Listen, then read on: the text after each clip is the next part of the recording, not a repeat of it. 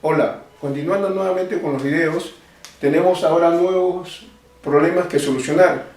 Vamos a explicarlo usando la teoría que ya ha sido desarrollada en otros videos. En el primer problema tenemos un conjunto unitario y hay que recordar que al ser un conjunto unitario y tener este tipo de expresiones, nos damos cuenta que este conjunto aparentemente tiene tres elementos. Pero si me dicen que es unitario, lo único que tiene que cumplirse en este caso es que estos tres elementos tienen necesariamente que ser iguales. En otras palabras, este elemento A más 8 debe ser o tiene que ser 17. Y este elemento B menos 4 también tiene que ser 17.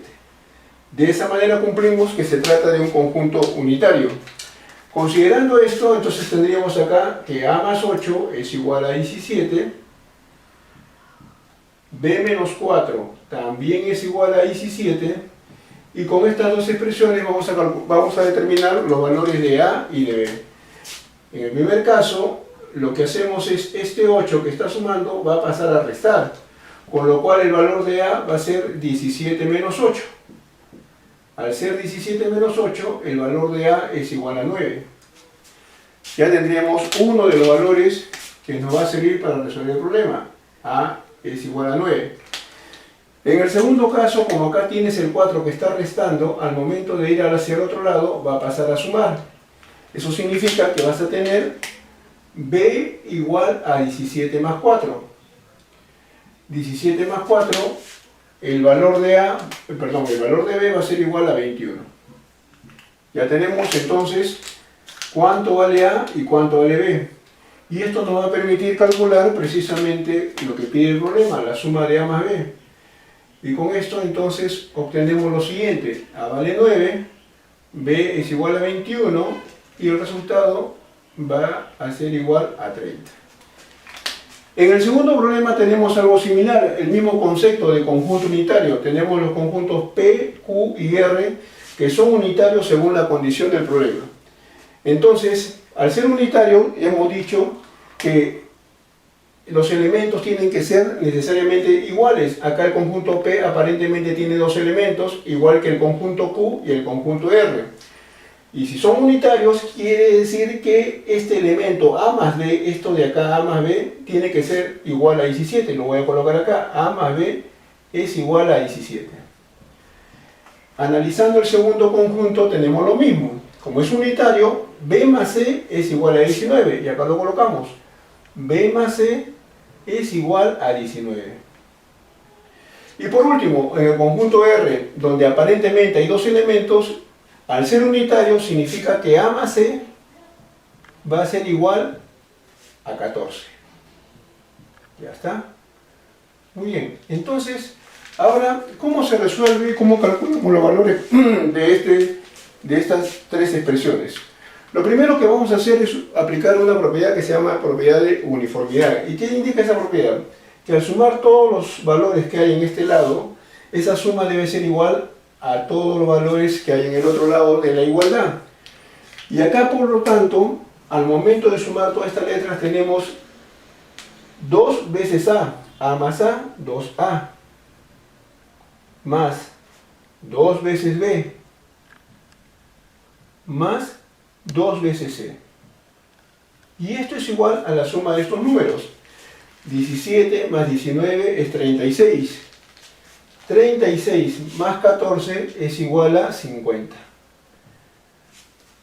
Ahora, como todos los sumandos y el resultado tienen mitad, eso precisamente es lo que vamos a hacer, sacarle la mitad, o sea, dividirlo entre 2.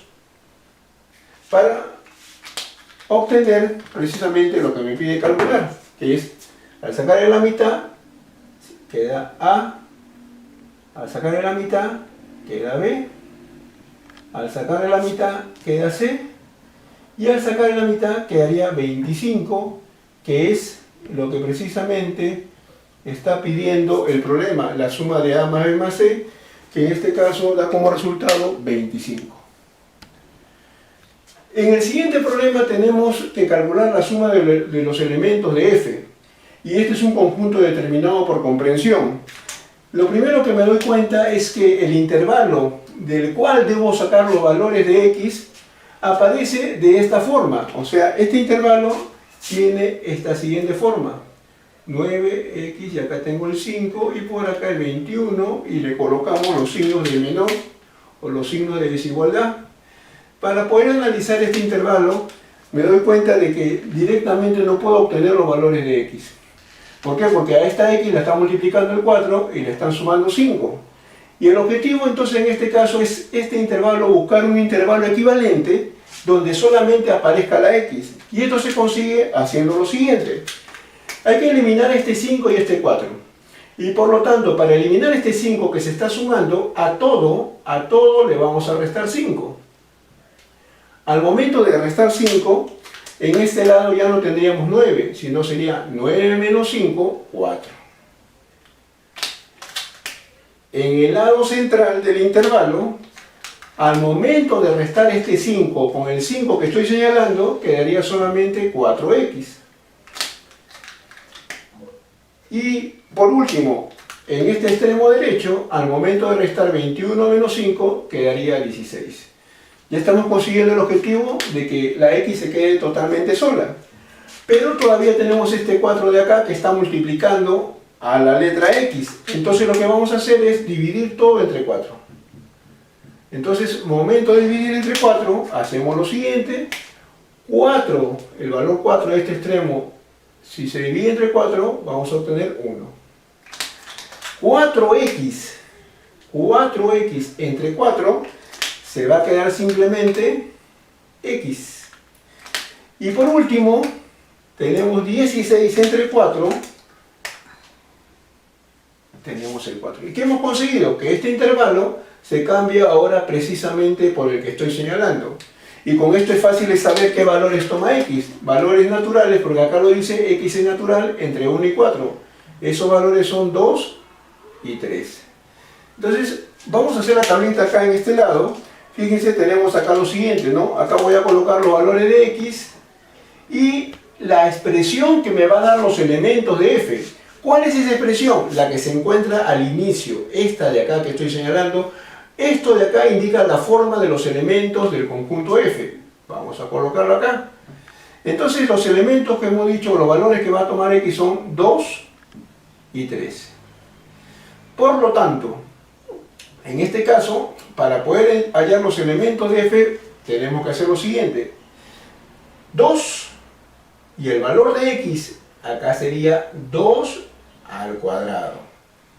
Estoy reemplazando x por el valor que está acá.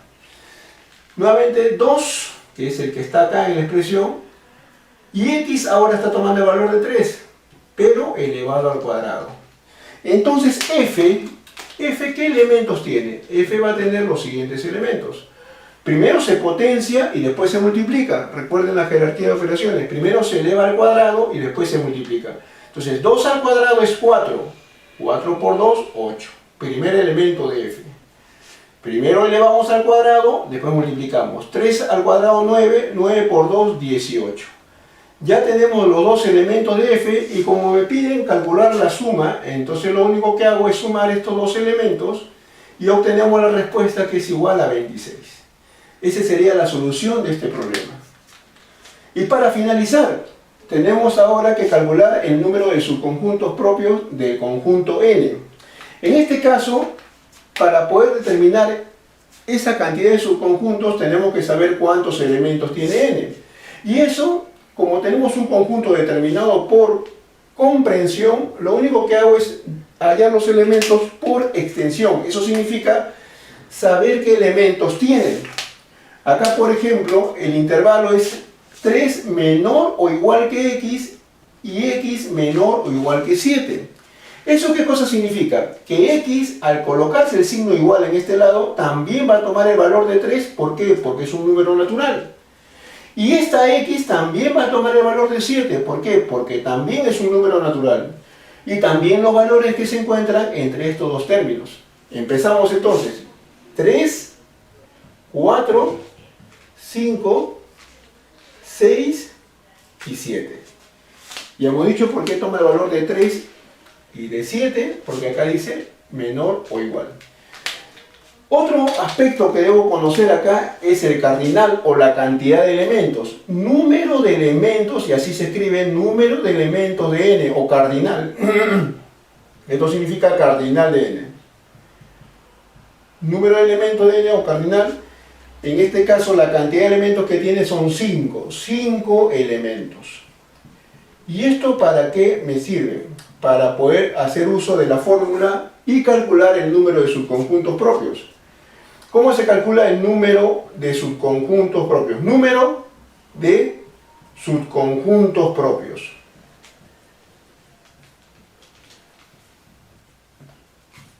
Muy bien. Para poder calcular el número de subconjuntos propios, me voy a colocar por este lado, hacemos lo siguiente. Siempre, y lo hemos explicado, siempre va a ser el número 2, ¿no? Va a ser siempre el número 2 que va a estar elevado, acá este es igual, que va a estar elevado al número de elementos, número de elementos del conjunto. Número de elementos, eso es el exponente, ¿ya? Número de elementos, y a esa cantidad, siempre, para hallar el número de subconjuntos propios, siempre se le va a restar 1.